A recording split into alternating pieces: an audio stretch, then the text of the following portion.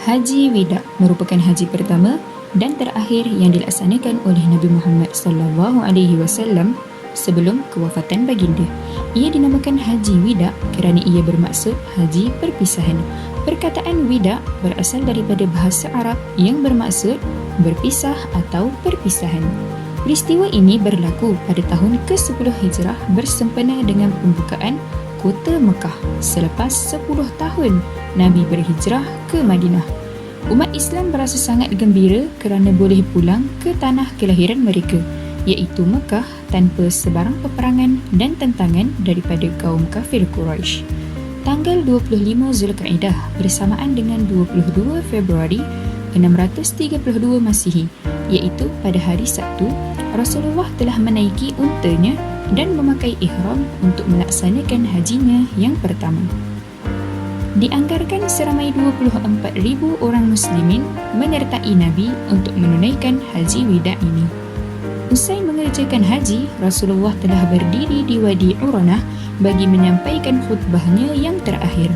Para sahabat, ahli keluarga dan semua muslimin telah menjadi saksi akan peristiwa dan khutbah yang disampaikannya.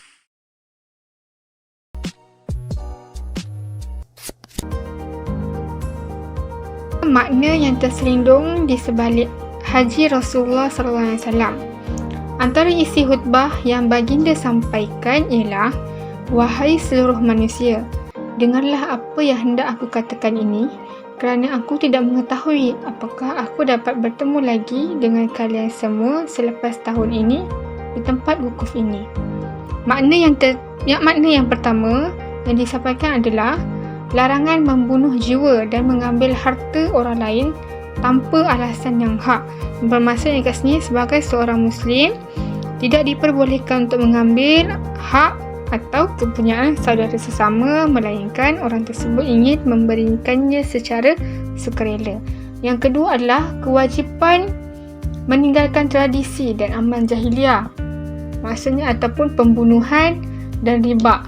Yang ketiga adalah berwaspada dengan gangguan syaitan dan kewajiban menjaga agama. Yang keempat, larangan mengharamkan apa yang dihalalkan dan sebaliknya. Untuk seterusnya, makna yang kelima adalah kewajipan memuliakan wanita ataupun isteri. Yang keenam, kewajipan berpegang teguh kepada Al-Quran dan An-Nas. Seterusnya, makna yang ketujuh, kewajipan taat kepada pemimpin siapapun dia selama masih berpegang teguh kepada Al-Quran. Yang ke-8, kewajipan berbuat baik kepada hamba sahaya. Yang ke-9 adalah umat Islam adalah bersaudara antara satu sama lain. Kemudian yang terakhir, makna yang terakhir adalah kewajipan menyampaikan khutbah Rasulullah SAW kepada yang lain.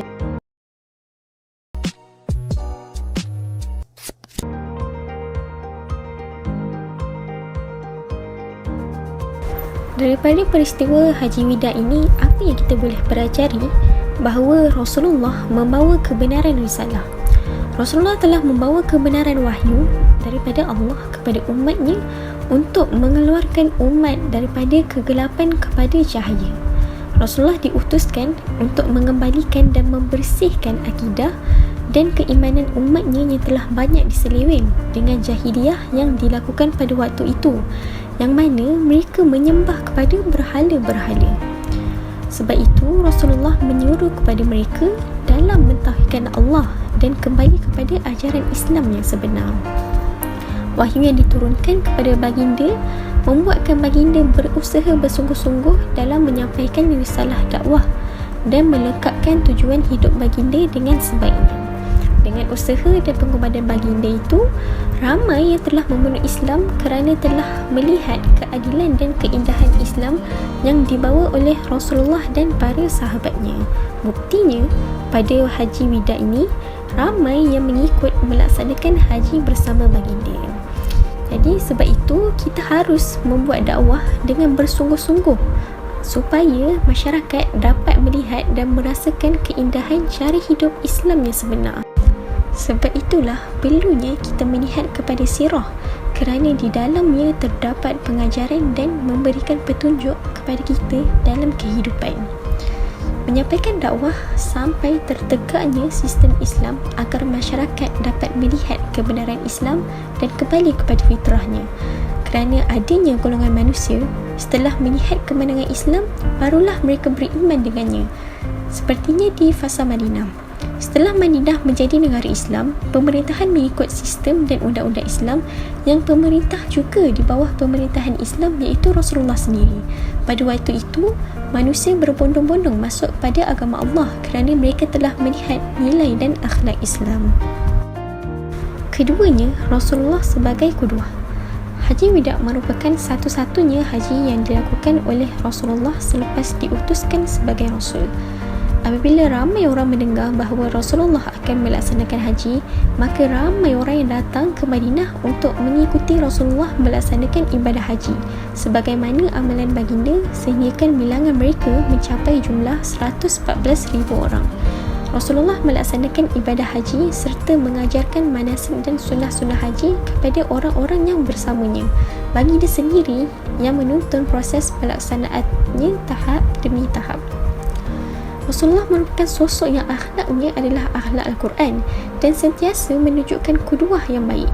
Baginda telah beramal dengan Al-Quran dalam kehidupan sehariannya dan menunjukkan praktikalnya kepada umatnya.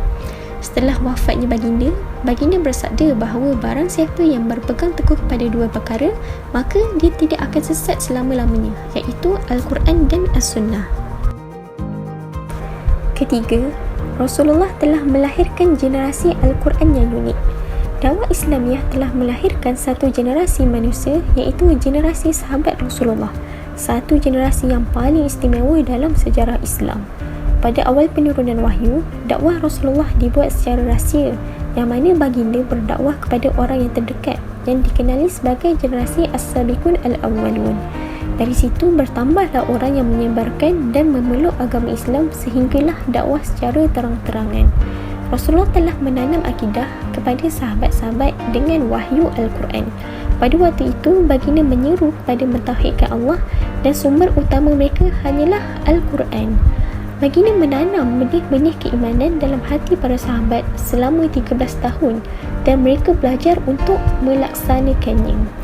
Oleh kerana itu, Al-Quran telah sebati dan menjadi darah daging mereka. Maka lahirlah kesan dan peristiwa yang mengubah hidup mereka, yang membuahkan amal dan tindakan. Apa sahaja perintah dan larangan yang datang, maka mereka dengar dan mereka taat. Mereka juga telah memisahkan diri mereka dari segala zaman jahiliahnya dan memulakan dengan melaksanakannya Islam sepenuhnya. Pada zaman ini, kita juga boleh menjadi sosok yang hebat seperti para sahabat, seperti mana Allah telah merakamkan dalam surah At-Taubah ayat 100 dengan mengikuti mereka dengan baik. Jadi sebab itu, kita harus mempelajari sirah yang dapat meneguhkan hati dan dapat menunjukkan jalan kepada kita, kerana sirah merupakan sunnatullah. Untuk menjadi seperti mereka dengan menanam akidah melalui sumber Al-Quran dan bergerak beramal dengannya serta meninggalkan jahiliyah dalam diri dan masuk kepada Islam secara keseluruhannya. Yang terakhir, setiap manusia mempunyai tanggungjawab untuk berdakwah. Rasulullah telah menyampaikan khutbah di tengah-tengah kaum muslimin yang sedang berkumpul di tempat wukuf. Di dalam khutbah baginda mengandungi prinsip-prinsip umum Islam dan makna yang besar. Rasulullah bukan sahaja menyampaikan kepada kaum muslimin ketika itu, tetapi kepada semua generasi sesudah mereka. Khutbah tersebut disampaikan menunjukkan baginda telah selesai menyampaikan risalah dan berjihad di jalan dakwah selama 23 tahun dengan mengalami pelbagai kesusahan, ujian, pengorbanan dan peristiwa yang berlaku ke atas baginda. Islam telah tersebar luas dan juga kesesatan jahiliah telah baginda hapuskan. Jadi, tanggungjawab itu bukanlah sekadar Rasulullah dan para sahabat sahaja yang melaksanakannya, Malah tanggungjawab untuk menyampaikan kebenaran itu ada di setiap orang Muslim. Tugas ini bukanlah hanya pada orang tertentu, bahkan bagi siapa yang mengucapkan 2 kalimah syahadah sudah menjadi tugasnya untuk memimpin keislaman. Itulah tujuan dan hakikat penciptaan manusia, bahawa Allah menjadikan manusia itu untuk menjadi khalifah di muka bumi, menghapuskan segala jahiliah dan ideologi yang bertentangan dengannya, kerana Islam itu merupakan cara hidup yang syumul. Sebagaimana Islam pernah berada di puncak zaman kegemilangan Islam pada pemerintahan Abbasiyah yang telah menjadi Ustaziatul Alam.